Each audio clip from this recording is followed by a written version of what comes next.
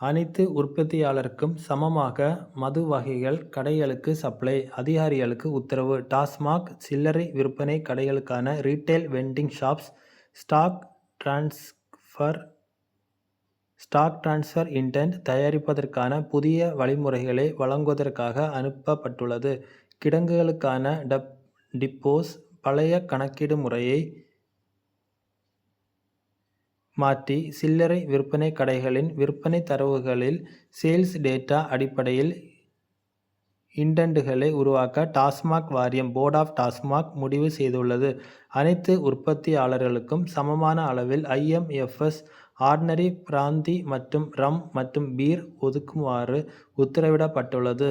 இந்த புதிய நடைமுறை 20/7/2026 முதல் 31/8/2026 வரை உருவாக்கப்படும். RV ஸ்டாக் டிரான்ஸ்பர் இன்டென்ட்களுக்கு பொருந்தும். டாஸ்மாக் கிடங்குகளில் இருந்து சில்லறை விற்பனை கடைகளுக்கு மதுபான பங்கீட்டை எவ்வாறு சமமாக வழங்க வேண்டும் என்பதற்கான கூடுதல் விண்ணப்பங்களையும்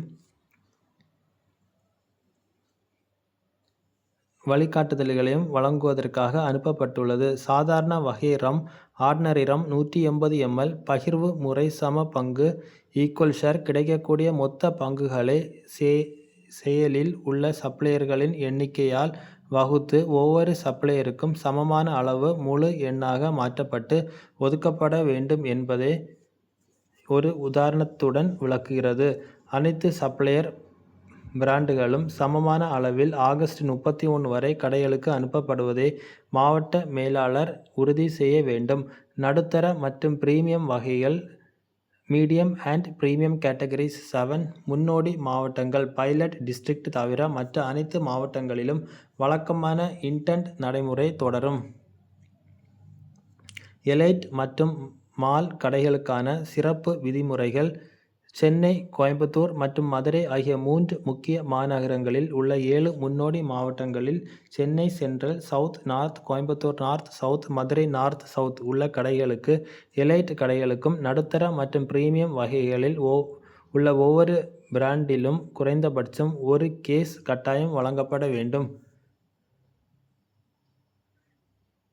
மாஸ் கடைகள் பிரீமியம் வகையில் உள்ள ஒவ்வொரு பிராண்டிலும் குறைந்தபட்சம் ஒரு கேஸ் கட்டாயம் வழங்கப்பட வேண்டும். இந்த உத்தரவுகளை அனைத்து கிடங்குகளிலும் துல்லியமாக பின்பற்ற வேண்டும் என்றும் இதில் ஏதேனும் விதிமீறல்கள் இருந்தால் அது தீவிரமாக எடுத்துக்கொள்ளப்படும் என்றும் கடிதத்தில் எச்சரிக்கப்பட்டுள்ளது.